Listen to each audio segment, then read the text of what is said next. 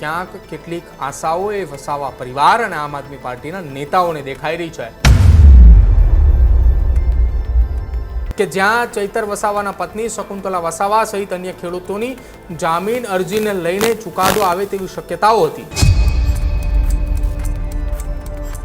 કે શું આ કેસની અંદર હવે ચૈતર વસાવાના જામીન એ ખૂબ નજીકના સમયગાળાની અંદર મળશે કે જનપ્રતિનિધિ છે તો આવનારા સમયમાં તેમને જામીન મળે છે। આખો વિડીયો જોતા પહેલા હજુ પણ અમારી ચેનલને સબસ્ક્રાઇબ નથી કરી તો યુટ્યુબ પર સબસ્ક્રાઇબ કરો અને ફેસબુક અને ઇન્સ્ટાગ્રામ પર ફોલો કરો।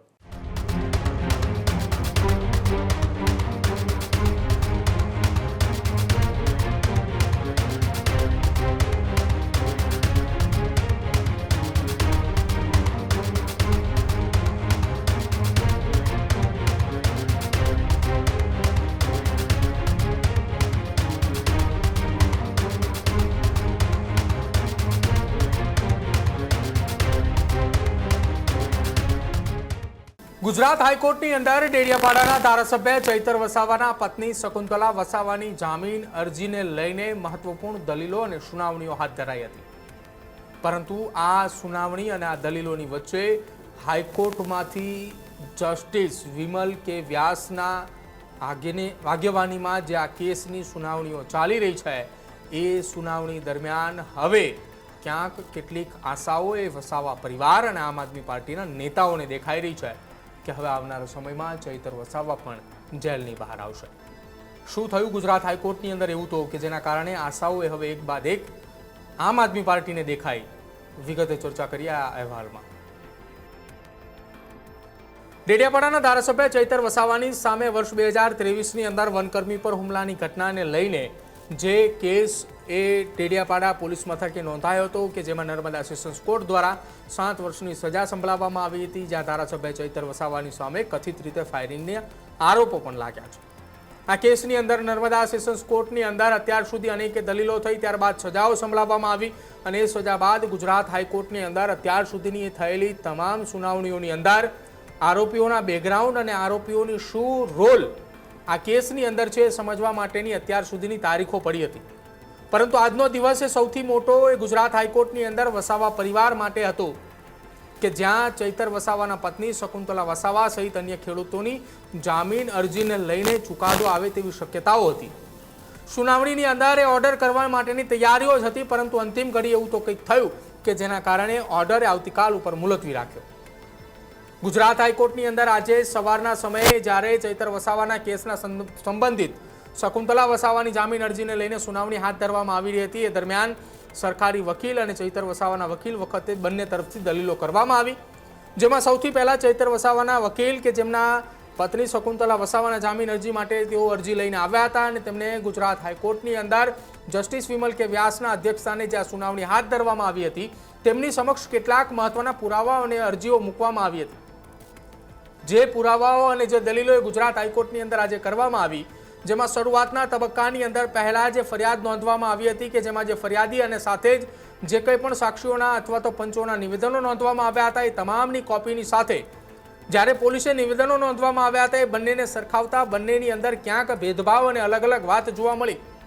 ચૈતર વસાવાના પત્ની શકુંતલા વસાવા સહિત અન્ય જે કેટલાક ખેડૂતો હતા એ ખેડૂતોને લઈને આ કેસની અંદર ચર્ચાઓ જે ચાલી રહી હતી કે કેટલાક અધિકારીઓને મન ફાવે તેવી ભાષામાં અપશબ્દો બોલવા, કેટલાક અધિકારીઓને ન બોલવાના શબ્દો બોલી અને સાથે જ મારામારી કરવી, જે ચૈતર વસાવાની સાથે રહેલા તેમના પત્ની શકુંતલા વસાવાને આ કેસમાં સહ આરોપીની ભૂમિકામાં છે, પરંતુ તેમ છતાંય તેમને 7 વર્ષની સજા પડી છે। જ્યારે તેમની જામીન અરજીને લઈને સુનાવણીઓ હાથ ધરવામાં આવી હતી ત્યારે તેમના પક્ષકારે વકીલ તરીકે તેમને તમામ એ પુરાવાઓ જે લેખિતની અંદર પોલીસ અને સરકારી વકીલ દ્વારા આપવામાં આવ્યા છે એ જ પુરાવાની અંદર કેટલાક પોઈન્ટ નોટ કર્યા હતા અને એ જ પોઈન્ટ આજે કોર્ટની અંદર ચર્ચા કરવામાં આવી કે ફરિયાદની અંદર જે લખવામાં આવ્યું છે નિવેદનોની અંદર ક્યાંક અલગ દેખાઈ રહ્યું છે,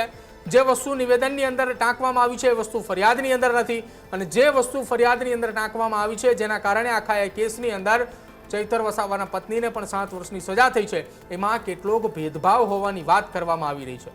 એટલે સીધી ભાષામાં જો વાત કરવામાં આવે તો આ કેસની અંદર જે નિવેદનો નોંધવામાં આવ્યા છે એ નિવેદનની અંદર ફેરફાર એટલે કે સાક્ષીઓએ પોતાના નિવેદનોની અંદર ક્યાંક કોઈ શબ્દોએ બદલ્યા હોવાની વાત કરવામાં આવી રહી છે. શબ્દો બદલ્યા એટલે અનેક એ વાતના તર્ક અને અનેક એ વિતર્ક શરૂ થાય છે કે શું આ કેસની અંદર હવે ચૈતર વસાવાના જામીન એ ખૂબ નજીકના સમયગાળાની અંદર મળશે, કેમ કે ચૈતર વસાવાના પત્ની શકુંતલા વસાવાને આવતીકાલે આ કેસની અંદરથી જામીન મળે તેવી વાત આમ આદમી પાર્ટીની લીગલ ટીમ અને તેમના સાથી કેટલાક મિત્રો અને આમ આદમી પાર્ટીના રાજકીય પક્ષના જે નેતાઓ છે એવું માની રહ્યા છે કે આ કેસની અંદર આવતીકાલે શકુંતલા વસાવાને 99% જામીન મળે તેવી પૂરેપૂરી શક્યતાઓ છે, કેમ કે આજના દિવસ દરમિયાનની સુનાવણીમાં જસ્ટિસ વિમલ કે વ્યાસ દ્વારા જે કંઈ પણ પોઝિટિવ અભિગમ અપનાવવામાં આવ્યો હતો, જે આખા આ કેસની અંદર જે સુનાવણીઓ અને જે દલીલો થઈ હતી એ દલીલો વતી તેમને શકુંતલા વસાવાના જામીન મંજૂર થાય તે પ્રકારની ચર્ચાઓ એ ક્યાંક અંતિમ તબક્કા સુધી પહોંચી હતી. જો કે છેલ્લી ઘડીએ આ કેસની અંદર આવતીકાલ માટે સુનાવણી ટાળવામાં આવી, એટલે કે હવે ગુરુવારના રોજ ચૈતર વસાવાના પત્ની શકુંતલા વસાવાની જામીન અરજીને લઈને સુનાવણીઓ હાથ ધરવામાં આવશે. પરંતુ આ તમામની વચ્ચે રાહતના સમાચાર એ ચૈતર વસાવા માટે પણ કહી શકાય, કેમ કે તેમના પત્ની શકુંતલા વસાવાની સામે જે ફરિયાદની અંદર અને જે નિવેદનોની અંદર જે ક્યાંક અલગ અલગ એ સ્ટેટમેન્ટો દેખાઈ રહ્યા હતા તેના કારણે તેમના જામીન ક્યાંક જો મંજૂર થાય છે તો કદાચિત આ જ પોઈન્ટ ઓફ આધારે ગુજરાત હાઈકોર્ટની અંદર હવે આવનારા સમયમાં ચૈતર વસાવાના જામીન અરજી પણ મૂકવામાં આવે. સાથે સાથે આ જો મુદ્દાઓ આંકવામાં આવે, કેમ કે નર્મદા સેશન્સ કોર્ટે તેમની સામે જે આખા આ કેસની અંદર ફરિયાદ અને જે સજા સંભળાવવામાં આવી છે તેમાં આર્મ્સ એક્ટની મહત્વની ભૂમિકા હોવાની પણ વાત એ કરી છે. હવે આ તમામની વચ્ચે ધારાસભ્ય ચૈતર વસાવા એમની જો જામીન અરજી મૂકવામાં આવે છે તો તેમાં પણ શકુંતલા વસાવાની જે જામીન અરજી મૂકવામાં આવી હતી એ જ મુદ્દાઓ જોવામાં આવે છે કે પછી આ કેસની અંદર એક ચૂંટાયેલા પ્રતિનિધિ અને સાથે જ ડેડિયાપાડા વિસ્તારના ધારાસભ્યને લઈને પણ ક્યાંક જોવામાં આવે છે કે જનપ્રતિનિધિ છે તો આવનારા સમયમાં તેમને જામીન મળે છે,